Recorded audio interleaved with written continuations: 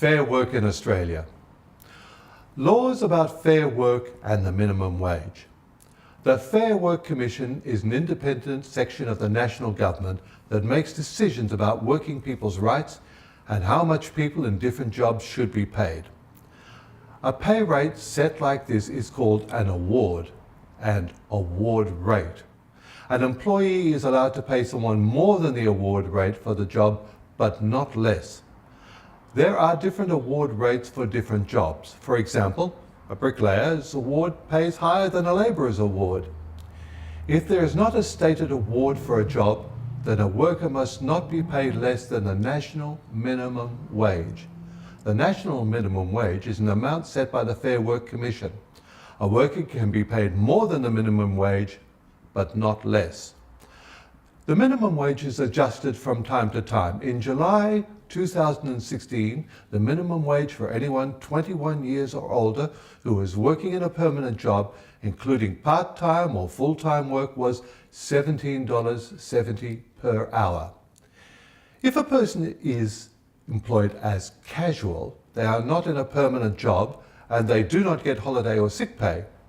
In July 2016, the minimum wage for a casual worker was $22.13 per hour. If an employee pays a worker less than the correct minimum wage, it is breaking the law and can be reported to the Fair Work Ombudsman. The Fair Work Ombudsman checks if the law is being broken and can take legal action against an employer that has broken the rules. There are other rules to protect your safety at work, such as the kind of safety training you must complete and safety equipment that you must be provided with. There are also rules that protect employees from bullying and discrimination. What is an employee and what are employee rights? When you are working for someone, for example in a factory or a shop or a painting business, you are called an employee. The person or business that you work for is the employer. The business must pay employees the amount that was agreed to when they started the job. This pay is called a wage or a salary. When you work as an employee, you are paid regularly for the work that you do, usually on the same day every 2 weeks. You are paid the amount per hour or per week when you started the job that you and the employer agreed on. Every time that you get paid, the employer will send some of your pay to the government for your income tax. The workplace provides the tools that you need to do the job. Employee entitlements and protections. All people working in Australia, including visa holders and migrant workers, have entitlements set by the Fair Work Commission. Entitlements for permanent employees usually include annual leave that allows you to take holidays with pay, sick leave that allows you to stay at home with pay if you are too sick to be at work, personal or carer's leave if you must care for a member of your family who is sick, overtime pay if you have to work outside or in addition to your usual hours, superannuation, which is money that your employer must pay into your super account and which you can get when you turn 65 or in some cases if you leave Australia permanently. If you are a casual employee, you are entitled to superannuation and you are paid at a higher hourly rate instead of getting the other entitlements such as holiday or sick pay.